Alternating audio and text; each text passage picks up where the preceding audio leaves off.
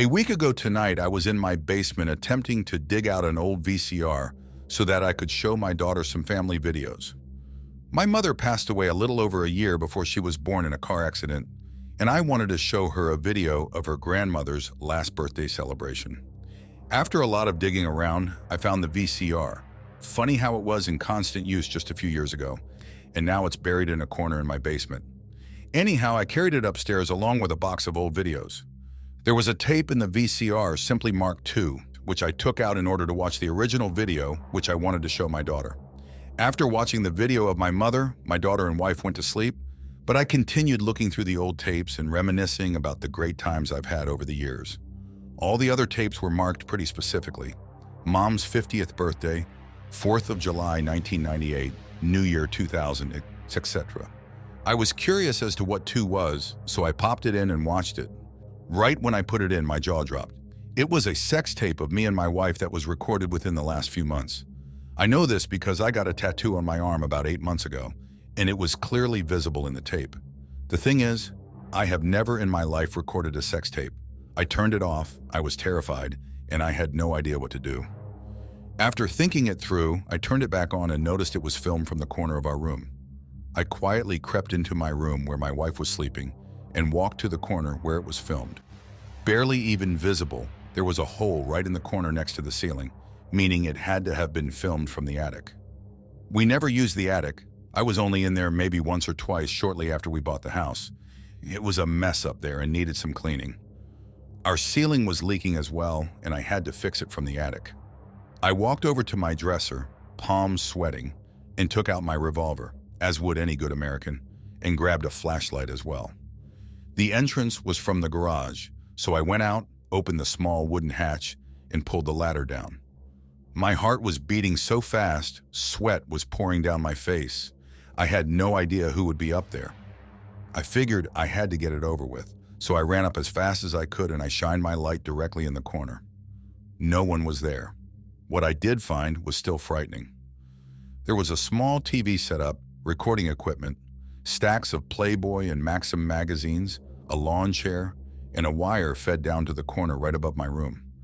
Taped to the wire was a note that simply read, "I'm still watching." Needless to say, I freaked the F out. I jumped down the ladder, woke up my wife and daughter, and said we had to leave. We went to my brother's house and I called the police. They searched the house and the attic. They told me no fingerprints were found and everything was clean. But underneath the insulation, they found more tapes, a lock of my wife's hair, and various love notes written to her. The police have no leads to who was in our attic, but they advised us to stay clear of the house until the investigation gets further. I'm currently still living with my brother, and my wife took off work so she doesn't have to go out, as she's absolutely hysterical about the ordeal. So I have lived on my own for about 2 years now. I have a very small bungalow I'm able to pretty comfortably afford. In this bungalow, I have an attic area. At a guess, I'd say it's about 5 by 5 meters in size, and you can only really stand in there in the very center. Anyway, I work the night shift at a factory. I basically just sit on my phone all night, so I usually get in at around about 8 a.m. I was coming home last Thursday during a heavy storm, and I got into the house and just went to sleep. When I woke up, I went on my phone and saw that I was so tired that I didn't check my notifications. I have a Ring camera outside my door which shows me anyone who would have come to my room. I saw that it had been tripped at 7:42 a.m. I got into the house at around 8:10 to 8:15 a.m. I checked the video and saw that it was a man. He was pressed right up to the door and was fumbling around with the handle. He did this for about 10 seconds until he spotted the camera. Once he did, he very quickly scuttled away. This unsettled me, but didn't entirely creep me out or anything. I got up to go make some food and discovered something in my kitchen. My back window was open. I, of course, instantly began having the thoughts of a home intruder, but slowly chilled out as I convinced myself I had left it open. The rest of the day consisted of this, just noticing small things that didn't seem right and scaring myself. All up until a point I left for the shift at 10 p.m. and I was watching some TV at 9 o'clock-ish. I spotted something that made my heart leap into my throat. Out of the corner of my eye, I could see it. My attic entrance was slowly being slid open. I can so vividly remember that I began questioning my sanity, Surely I was just hallucinating or something. I looked over at it and absolutely saw something that made me so much more scared. I saw fingers wrap around the hatch and begin moving it more. I didn't know what to do. I could feel the panic beginning to really get to me, and I wasn't sure if I should leave the house and call the police or if I should try and yell at whoever was up there. I chose a mixture of both. I began dialing 999 and ran to my bedroom where I could lock the door. As soon as I began running, I heard the hatch get almost torn off with the speed they moved it, and I arrived at my bedroom door. I looked down the corridor and watched for a second, seeing only a little slice of the blackness up in my attic, and I saw the human hand still holding onto the sides of my ceiling. I yelled, "Whoever is there, I am calling the police and I have a gun." I do not own a gun. If you take a step out of there, I will shoot you. The adrenaline was really making my hands and voice shake, but I tried sounding as tough as I could. Then I saw something that I truly do not think I will ever forget. The hand slipped back into the dark, and then he dropped down. I slammed my door shut and locked it as quickly as I could. The call went through, and I was able to get on a line with the police. They dispatched officers to my house. I told them I didn't know if the man was armed or not, and the dispatcher told me to stay on the line. I heard the man walking up to my door and rattling the door handle. He also seemingly went through my cupboards in my kitchen, as I heard a lot of commotion there. Truth be told, I don't know why he stayed. I would have just left the house, but he stayed right up until the police came in and arrested him. Apparently, he was a homeless man and was armed with a knife from my kitchen and had recently been seen in the area trying to get into other houses. Truth be told, I'm very frightened to sleep still. I now sleep with my bedroom door locked and all my windows closed. I also sleep with a knife under my pillow. I know that this is unlikely to ever happen again, but I just cannot forget the way he dropped down from my attic. So that's the story of the scariest thing that's ever happened to me. My wife went to Atlanta to visit her folks and brought the baby with her. Grandma and Grandpa are stoked to have time with the grandson. I get to play Diablo 3 all week, and everybody wins. The wife only asked that I take care of a few things around the house. Namely, she wanted the bedroom painted. So last night around 1 o'clock, after several hours of fighting off demons and zombies and various other minions of hell, I decided to prep for painting before I went to bed. I moved the dresser drawers, nightstand, and lamp out of the bedroom and head out to the garage. The garage, by the way, is still a complete mess. I've had the house for 4 months now, and I just never got around to fixing up what the foreclosure process did to that section of the house. I dig through some stuff to get the brushes, paint cans, and trays out. Then I hear it. It was faint at first, but it was definitely coming from the attic. It sounded like crying. I look up, and the door to the attic is hanging down ever so slightly. I had been worried about squirrels getting in there since we moved in, so I decided to investigate.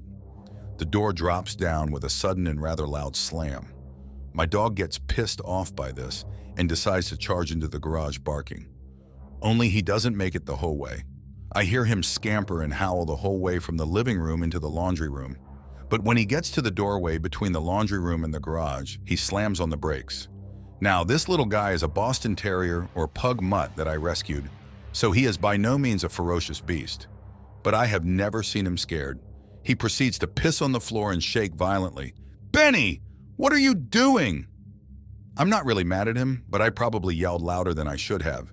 He looks up at me with fear in his eyes and keeps messing the floor.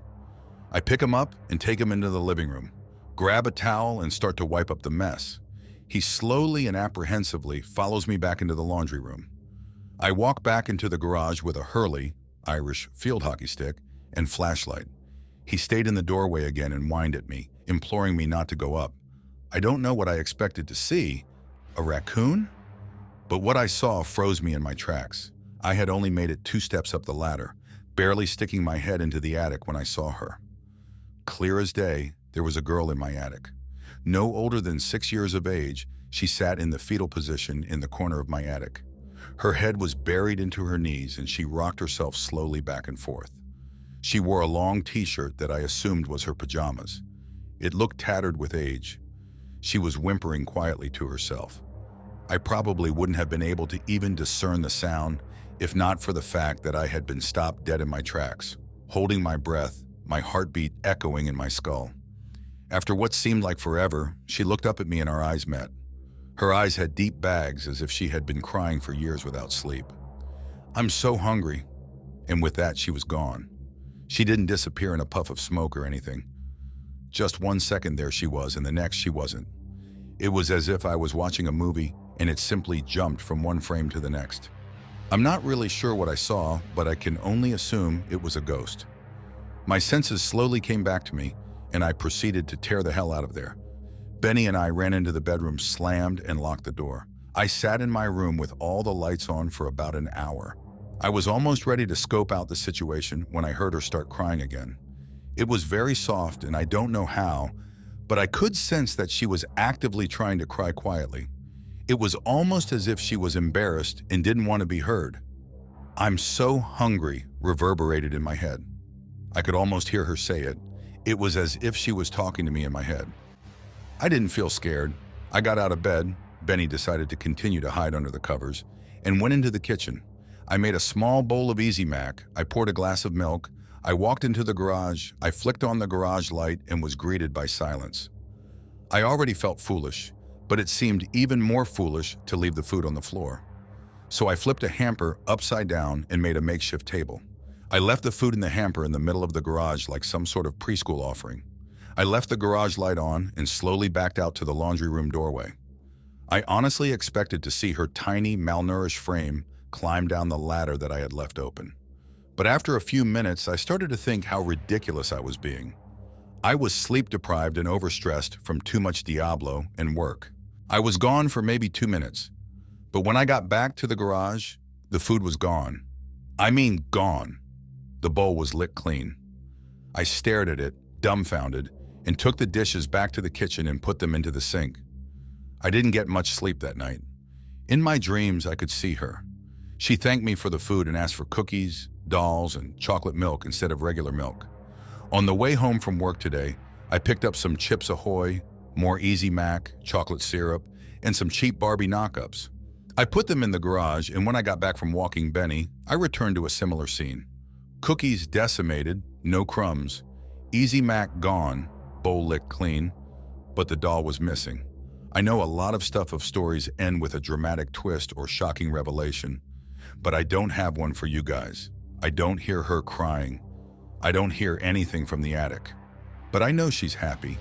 I can't explain how, but I know it down to my bones. I'm equally as sure that she'll talk to me in my dreams again tonight.